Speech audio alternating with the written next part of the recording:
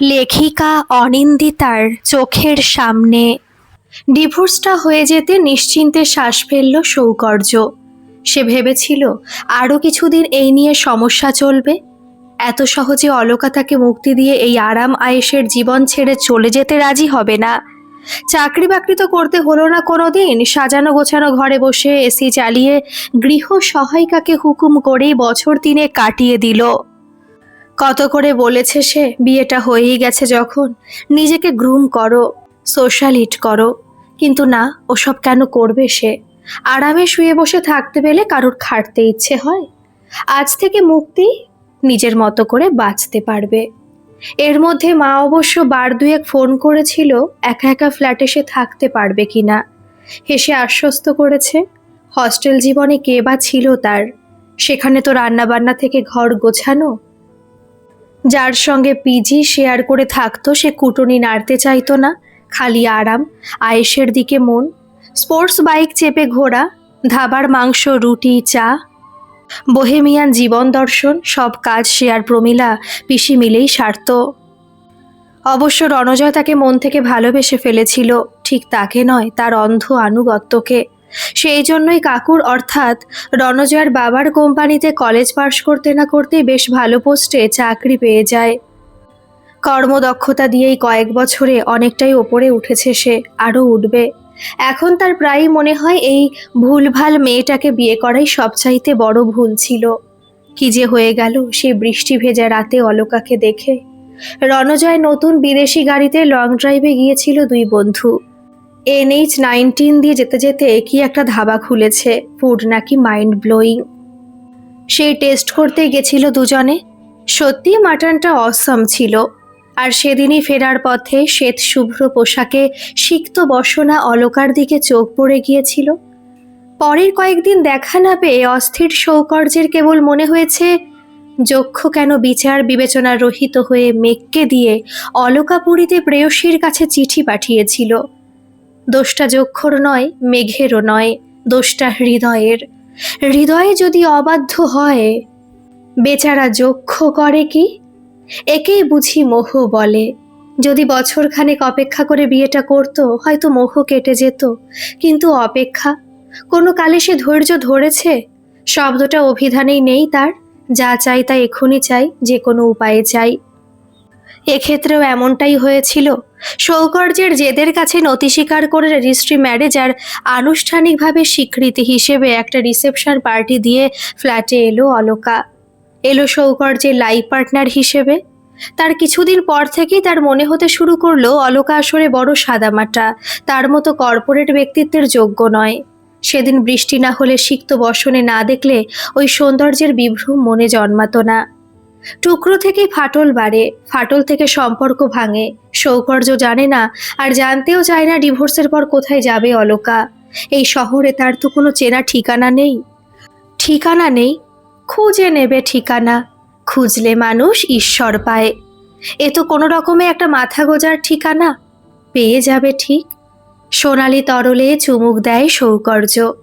কিনে আনা চিংড়ি ভাজাগুলো, চিপস আর স্পাইসি মেয়োনিজ প্লেটে সাজিয়ে আরাম করে সোফায় বসে। একটা ডকুমেন্টারি দেখতে দেখতে তলিয়ে যায় ঘুমের দেশে। ডিভোর্স হওয়া অবধি রণজয়ের সঙ্গেই ছিল সে তার বাংলোয়। বিশাল বড়লোকের একটি মাত্র ছেলে। বাড়িতে গৃহকর্মীর অভাব নেই। মুখের কথা ফেলতে না ফেলতে হুকুম তামিল হয়ে যায়।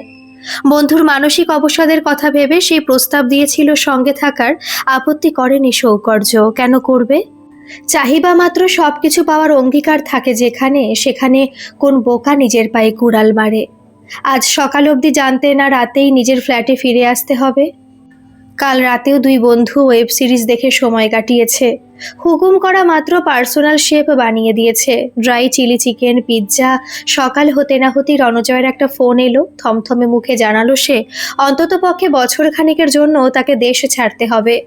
বাংলোর গোটা 6 গৃহকর্মী চলে যাবে তার বাবার বাড়িতে। খানিক বাদে নিজেকে সামলে নিয়ে বন্ধুর পিঠে চাপড় মেরে হাসতে হাসতে বলেছিল সে, চাইলে তুই এখানে থেকে যেতে পারিস, কিন্তু এই 6 জন গৃহকর্মীর বেতন তোকেই দিতে হবে। আমি এতদিন থাকতাম বলে কোম্পানি নিজস্ব অ্যাকাউন্ট থেকে টাকাটা মিটিয়ে দিত। পত্রপাঠ বেরিয়ে এসেছে সৌকর্য। পার্সোনাল শেফ সহ 6 জন গৃহকর্মীর যা বেতন, সেই অঙ্কের মাইনে সে হাতে পায় কিনা সন্দেহ। তার চাইতে পুনঃ মুশিক ভব হওয়াই ভালো। ভেবেছিল কোনো সমস্যা হবে না, কিন্তু সমস্যা হলো। ঘুম থেকে উঠতে দেরি, হাতের কাছে জিনিসপত্র পেতে দেরি, নতুন রান্নার লোকের হাতে অখাদ্য রান্না কোনো রকমে গলাধঃকরণ করতে গিয়ে দেরি। কোনো রকমে দ্রুত ড্রাইভ করে অফিস পৌঁছালো সে।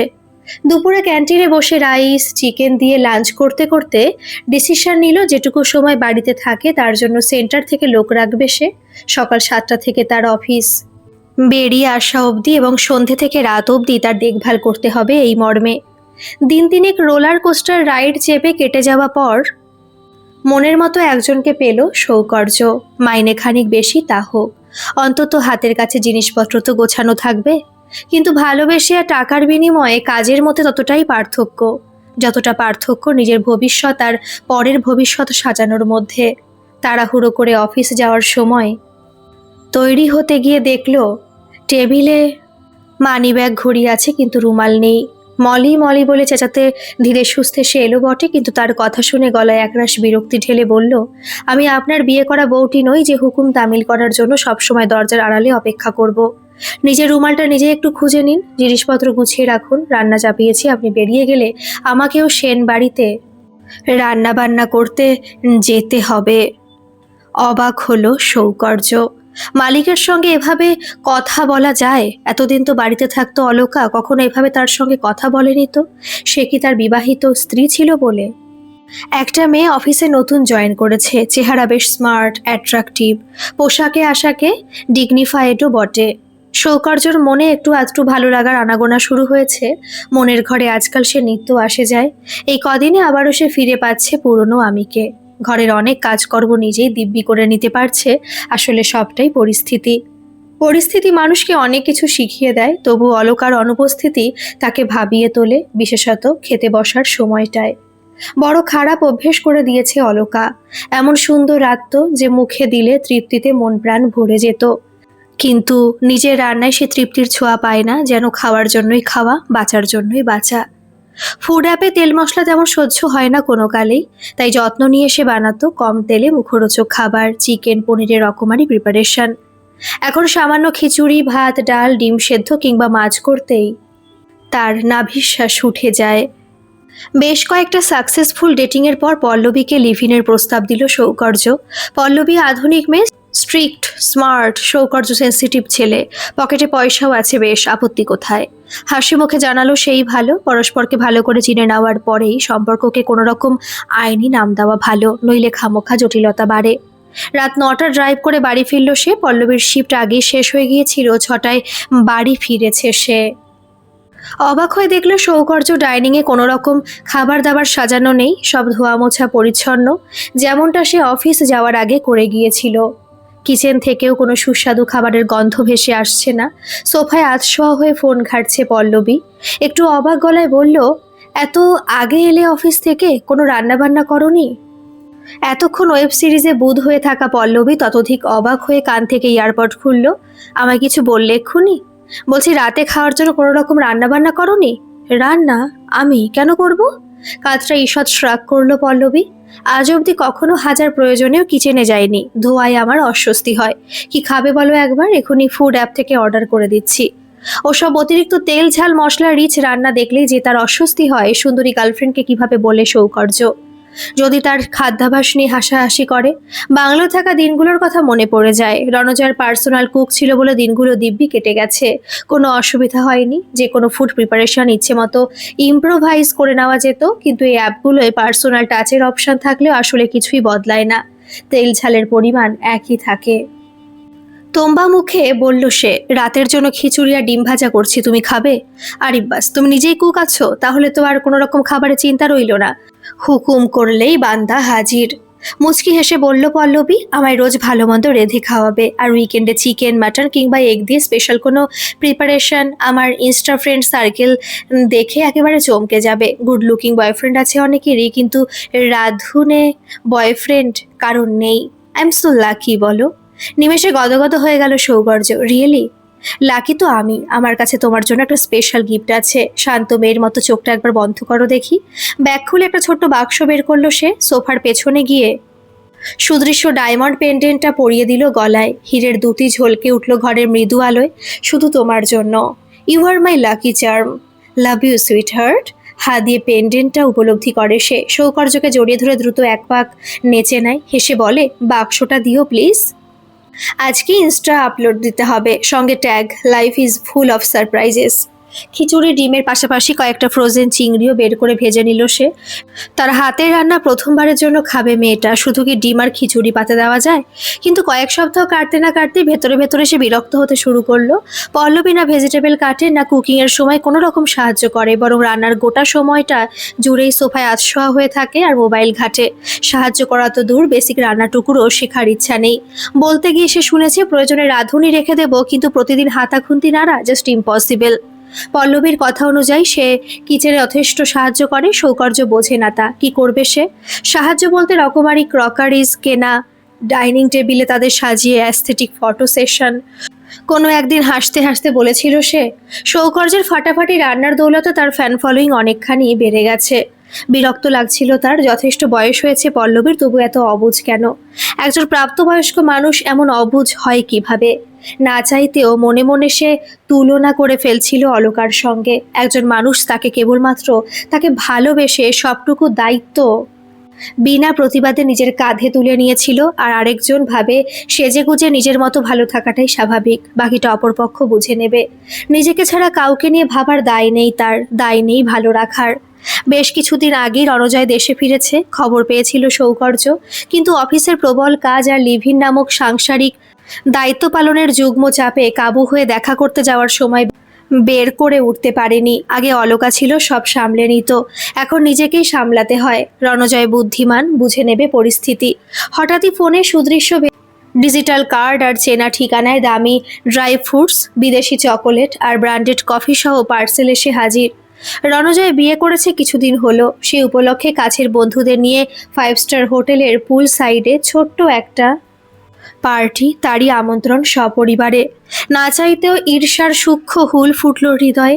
প্রিয় বন্ধু আজ তবে সেটেল হয়ে গেল, আর সে কচুরিপানার মতো জীবন সমুদ্রে ভেসে বেড়াচ্ছে। হারিয়ে ফেলার পর বুঝেছে সবচাইতে আপন তো তার অলকাই ছিল। শপিং করতে হবে, ক্রেডিট কার্ডটা দিও। অত বড় পার্টি ইনভিটেশন বলে কথা, লুক ওয়াইজ আমায় পারফেক্ট লাগতেই হবে। নিঃশব্দে নিজের কার্ডটা এগিয়ে দেয় সে। এক উচ্ছল রঙিন প্রজাপতির মতোই সেজেগুজে ডানায় ভর দিয়ে বেরিয়ে যায় পল্লবী। একবারের জন্য জানতে চায় না সৌকর্যের কিছু দরকার আছে কিনা। ভারহীন প্রজাপতির পার্টনারের কাজটা আজ ভারে নুয়ে পড়েছে। তবে কি মেঘে মেঘে বেলা ঘনিয়ে এলো? একটা দীর্ঘশ্বাস ফেলে ল্যাপটপ খুলে বসে সৌকর্য। একমাত্র কাজে ডুব দিলেই বুঝি হতাশার জ্বালা থেকে রেহাই মিলবে। ব্ল্যাক বডি হাগিং ফিশ কাট গাউনে আয়নায় নিজেকে ঘুরিয়ে ফিরিয়ে দেখেও যেন তৃপ্তি পাচ্ছিল না পল্লবী। ল্যাপটপে মগ্ন সৌকর্যের দিকে তাকিয়ে বলল, রাতের পার্টিতে আমাকেই পারফেক্ট লাগবে বলো? দেখে তোমার কি মনে হয়? নিয়মিত জিমে গিয়ে শরীর চর্চা করি, ফিগার কনসিয়াস, ক্যালোরি মেপে খাই। বলো দেখি এই স্পেশাল ড্রেসে আমায় কেমন লাগছে? আমি tired Pallavi, really very much tired. Please আমাকে আর ডিস্টার্ব করো না। তোমার এসব পার্টি, এনজয়মেন্ট, সেলিব্রেশনই অতি উৎসাহ থাকতেই পারে, কিন্তু আমার নেই। কথা শুনে বেশ বিরক্তই হলো সে। ভেবেছিলাম দুজনে টুইনিং করে ড্রেস পরবো, শুনে তুমি বেশ উৎসাহিত হবে। কিছু ডান্স মুভ প্র্যাকটিস করব দুজনে, কিন্তু কোথায় কি। দিন দিন তুমিও সেই মধ্যবয়সী মানুষগুলোর মতো হয়ে যাচ্ছ, যাদের মাথায় অফিসের কাজকর্ম আর বাড়িতে ফিরে টাকা পয়সার হিসেব কষা ছাড়া অন্য কোনো ভাবনা নেই। তাদের পার্টি ভালো লাগে না, নাইট লাইফ মস্তির দরকার নেই, চাই শুধু ঘরে বসে ল্যাদ খেতে। I hate this type of boring people.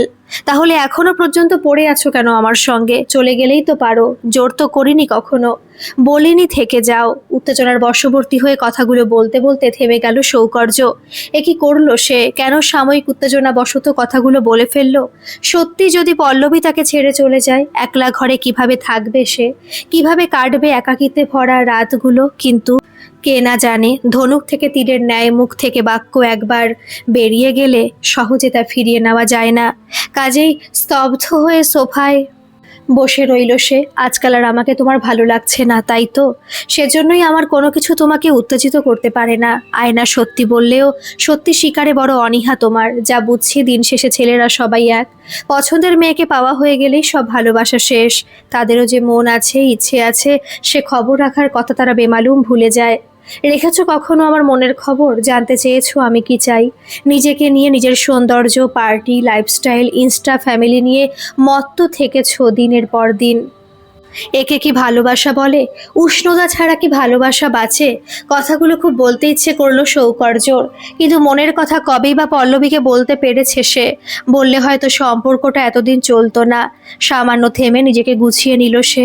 আমার ভুল হয়ে গেছে, প্লিজ, আমি ইচ্ছে করে কথাগুলো। আর আমার ওপর রাগ করে থেকো না। আজ বিকেলেই আমরা একসঙ্গে মুভি দেখতে যাব। ফেরার পথে তোমার পছন্দের চাইনিজ রেস্তোরাঁ থেকে ডিনার সেরে আসবো। আই লাভ ইউ জান, সত্যি এখন আমার খুব ভালো লাগছে। হাসতে হাসতে ভেতরে চলে গেল পল্লবী।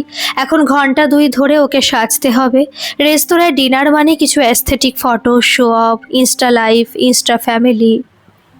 রণজয়ের হাত ধরে যাকে স্টেজের দিকে আসতে দেখলো, এই অভিজাত পরিবেশে তাকে নতুন করে কনের সাজে দেখতে হবে, অতি বড় দুঃস্বপ্নেও ভাবেনি সৌকর্য। অবাক হয়ে সেদিকে খানিক তাকিয়ে রইল। বুকের ভেতরটা কেমন যেন করছে তার। পেছন থেকে ছুরি মারা বুঝি একেই বলে। চোখ দুটো জ্বালা করছে, যে কোনো সময় বাঁধ ভাঙলো বলে। কিন্তু অলকা, সে কি করে এমন হাসি মুখে আজ স্টেজে উঠতে পারে? চেনা মানুষ এতটাই অচেনা হয়ে গেল এই 2 বছরে। যে পুরনো অতীত একবারও তাকে নাড়া দিল না। ভালোবাসা তো সস্তা হলো কবে? সমাজের উচ্চ শ্রেণীর মানুষগুলোর সঙ্গে গল্পে মেতেছে পল্লবী। হাতে সুদৃশ্য ককটেলের গ্লাস। সে তো এসবই চায়, সৌন্দর্যের উদযাপন, আধুনিকতার উল্লাস। ধীর পায়ে গেটের দিকে এগিয়ে যাচ্ছিল সে। চারপাশে এত মানুষজনের ভিড়, তাও নিজেকে ভীষণ একলা মনে হচ্ছে। এতদিন কেবল জিতেই গেছে কেরিয়ার, ভালোবাসা, সিঁড়ি বেয়ে উঠেছে তরতরিয়ে। তাই কি আজ এই হার মানতে এত কষ্ট? চেনা হাতের ছোঁয়া পেয়ে পিছন ফিরল সে। ভাবছিস নিশ্চয়ই এসব হলো কিভাবে? আমি চাইনি, কিন্তু ভালোবাসার ওপর কারই বা হুকুম চলে বল? তুই নিশ্চয়ই জানতিস অলকার নার্সিং ট্রেনিং নেওয়া ছিল। ডিভোর্সের পর এখান থেকে চলে গিয়ে পাহাড়ি এক হাসপাতালে নার্সিংয়ের কাজ নিয়েছিল। আর কি আশ্চর্য সমাপতন দেখ! পাহাড়ে ঘুরতে গিয়ে কায়দা করে গাড়ি চালিয়ে অ্যাক্সিডেন্ট করে আমিও ভর্তি হলাম সেখানেই। দিন দুয়ে জ্ঞান ছিল না। জ্ঞান ফেরার পর চোখের সামনে চেনা মানুষ দেখে চমকে উঠেছিলাম। অলকা হেসে বলেছিল, অনেকদিন হলো, অতীত পেছনে ফেলে এসেছি। আপনি দ্রুত সুস্থ হয়ে উঠুন। ক্ষত গভীর ছিল, ধীরে ধীরে সুস্থ হলাম। সেই সঙ্গে অলকাকে নতুন করে চিনলাম। এমন সেবা পরায়ণ, এমন উদার মনস্ক। দেরি না করে প্রস্তাব দিলাম। আসলে নিঃস্বার্থ ভালোবাসা তো কখনো কপালে জোটে না। তাই ভাবলাম দেরি করলে যদি মানুষটা হারিয়ে যায়। আর অমনি অলকা রাজি হয়ে গেল। অবশ্য হবে নাই বা কেন? বড়লোকের একমাত্র ছেলে, শাসালো পাত্র যে। ব্যক্ত তিক্ত স্বরে বলে উঠল সৌকর্য। আজ যেন কিছুই তার আর হারানোর নেই। চাকরি যাবে যাক, সে চাকরি। দরকার হলে ক্যাব চালিয়ে বাকি জীবনটা বেঁচে নেবে। এতদিন সংসার করে এই তুই অলকাকে চিনলি? ব্যথিত স্বরে বলে রণজয়। অলকা অমন মানুষই নয় রে। পার্থিব সম্পদের প্রতি তার কোনো লোভ নেই। কেন সে আমায় বিয়ে করতে রাজি হয়েছে জানিস? আমার প্রতি করুণায়। তোকে করুণা করার কি যোগ্যতা আছে ওর? তোর আর্থিক অবস্থা আর ওর, দুয়ের মধ্যে আকাশ পাতাল ফারাক। শুধু কি অর্থ দিয়ে সব কেনা যায়? কেনা যায় আন্তরিক সেবা, ভালোবাসা, পাশে থাকার অঙ্গীকার। অমন আগলে রাখার ক্ষমতা কজনের থাকে? আমি বলেছি কিচ্ছু লাগবে না, শুধু একটু আগলে রেখো। খেতে বসার সময়, স্নান করে উঠে, একলা মন খারাপের বিকেলে, রাতের অন্ধকারে ভয় পেলে যেন তোমাকে পাশে পাই। শেষ পর্যন্ত যে রাজি হয়েছে এই আমার ভাগ্য। আসলে আমি তো অফুরন্ত টাকাই পেয়েছি জীবনভর। ভালোবাসা জোটেনি কপালে। ওই কদিনের যত্ন আর উৎকণ্ঠা আমার ঘরের প্রতি টান ফিরিয়ে এনেছে। তুই আমার সবচাইতে ভালো বন্ধু। এভাবে চলে যেতে তো দেব না। সুন্দর কারুকাজ করা সাদা লম্বাটে সোফায় রানীর ভঙ্গিতে বসে আছে অলকা। এই স্নিগ্ধ সৌন্দর্যের সামনে পল্লবীকে যেন বড়ই ফ্যাকাশে লাগছে আজ। অজান্তে সৌকর্যের হৃদয়ে নিংড়ানো দীর্ঘশ্বাস বেরিয়ে আসে। তার ঘরে অলকা ছিল দাসীর মতো, কেবল হুকুম তামিলের যন্ত্রবৎ। আর রণজয়ের ঘরে উপচে পড়া ভালোবাসা শরীরে মেখে সেজেছে সে আজ রানীর মতো। দিনের শেষে মন মানসিকতাই সম্পর্কে ফারাকও গড়ে দেয়। আজকের এই গল্পটি আপনাদের কেমন লাগলো অবশ্যই কিন্তু কমেন্ট করে জানাবেন। আর ভালো লাগলে একটা সাবস্ক্রাইব করে আমার পাশে থাকবেন। ধন্যবাদ।